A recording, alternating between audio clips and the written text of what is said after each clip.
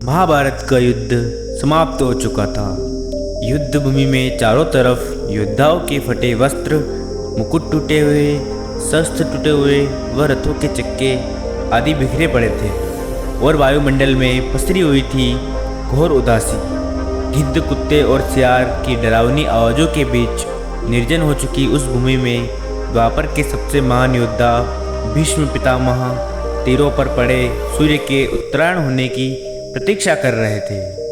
तभी उनके कानों में एक परिचित ध्वनि आती है, प्रणाम पितामह। भीष्म के सूख चुके होठों पर एक मरी सी मुस्कुराहट तैर उठी और बोले, आओ देवकी नंदन कृष्ण, स्वागत है तुम्हारा।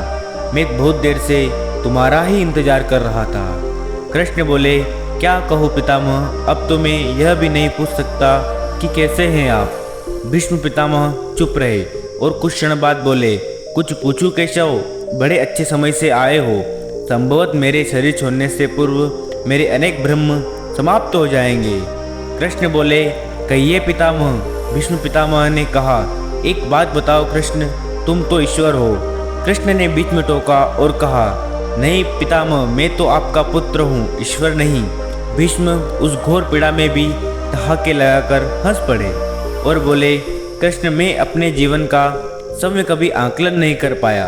संभवत नहीं जानता कि यह अच्छा रहा या बुरा, पर अब तो इस धरा से जा रहा हूँ कन्हैया, अब तो ठगना छोड़ दो कृष्ण। भीष्म पितामह के थोड़ा पास आए और बोले, कहो पितामह, क्या पूछना चाहते हैं आप। भीष्म पितामह बोले, एक बात बताओ कन्हैया, इस युद्ध में जो भी हुआ वह ठीक था क्या। कृष्ण ने कहा, किसकी ओर से पितामह, पांडवों की ओर से या कौरवों की ओर से। भीष्म पितामह ने कहा, कौरवों की नीतियों पर तो चर्चा का अब कोई अर्थ ही नहीं रहा, पर क्या पांडवों की ओर से हुआ वह सही था क्या। आचार्य द्रोण का वध, दुर्योधन की जांघ के नीचे प्रहार, दुशासन की छाती का चिरना, जयद्रथ के साथ छल, निशस्त्र कर्ण का वध, यह सब ठीक था क्या। कृष्ण ने कहा, इसका उत्तर मैं कैसे दे सकता हूँ पितामह, इसका उत्तर तो पांडवों को देना चाहिए, मैं तो इस युद्ध में कहीं था ही नहीं। भीष्म पितामह ने कहा, अब भी छलना नहीं छोड़ोगे कृष्ण। अरे पूरा विश्व भले ही कहता रहे कि महाभारत अर्जुन और भीम ने जीता, पर मैं जानता हूँ कन्हैया, यह केवल तुम्हारी और केवल तुम्हारी ही विजय है। मैं तो उत्तर तुम्ही से पूछूंगा। भीष्म पितामह के इतना कहते ही कृष्ण थोड़ा गंभीर स्वर से बोले, तो सुनिए पितामह, कुछ भी बुरा नहीं हुआ, कुछ अनैतिक नहीं हुआ, वही हुआ जो होना चाहिए। भीष्म पितामह ने कहा, यह तुम कह रहे हो केशव, मर्यादा पुरुषोत्तम श्री राम का अवतार।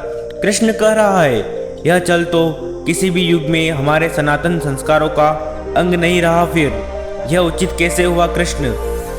कृष्ण ने कहा, इतिहास से शिक्षा ली जाती है पितामह, पर निर्णय वर्तमान की परिस्थितियों के आधार पर लेना पड़ता है। हर युग में अपने तर्कों और अपनी आवश्यकताओं के आधार पर अपना नायक चुनता है। राम त्रेता के नायक थे, मेरे भाग्य में द्वापर आया, हम दोनों का निर्णय एक सा नहीं हो सकता। भीष्म पितामह ने करुणा भरे स्वरों से कहा, मैं कुछ समझा नहीं कृष्ण। कृष्ण ने कहा, राम और कृष्ण की परिस्थितियां में बहुत अंतर है। राम के युग में खलनायक भी रावण जैसा शिव भक्त होता था, तब रावण जैसी नकारात्मक शक्तियों के परिवार में भी विभीषण जैसे संत हुआ करते थे। तब बाली जैसे खलनायक के परिवार में भी तारा जैसी विदुषी स्त्रियां और अंगद जैसे सज्जन पुत्र होते थे। उस समय में खलनायक भी धर्म का ज्ञान रखता था, इसलिए राम ने उनके साथ कभी छल नहीं किया। किंतु मेरे युग के भाग्य में कंस, जरासंध, दुर्योधन, दुशासन, शकुनी, जयद्रथ जैसे घोर पापी आए। उनकी समाप्ति के लिए हर छल उचित है पितामह। पाप का अंत तो आवश्यक है, वह चाहे जिस विधि से भी हो। भीष्म पितामह ने पुनः प्रश्न किया, तो क्या तुम्हारे इन निर्णयों से गलत परंपराएं नहीं प्रारंभ होगी केशव। क्या भविष्य तुम्हारे इन छलों का अनुसरण नहीं करेगा, और यदि करेगा तो क्या उचित होगा। कृष्ण ने कहा, भविष्य तो इससे भी खतरनाक आ रहा है पितामह। कुलयुग में तो इतने से भी काम नहीं चलेगा, वहाँ मनुष्य को कृष्ण से भी अधिक कठोर होना होगा, नहीं तो धर्म का समाप्त हो जाएगा। जब क्रूर और अनैतिक शक्तियाँ सत्य एवं धर्म का समूल नाश करने के लिए आक्रमण कर रही हो तो नैतिकता अर्थहीन हो जाती है। तब महत्वपूर्ण होती है विजय और केवल विजय।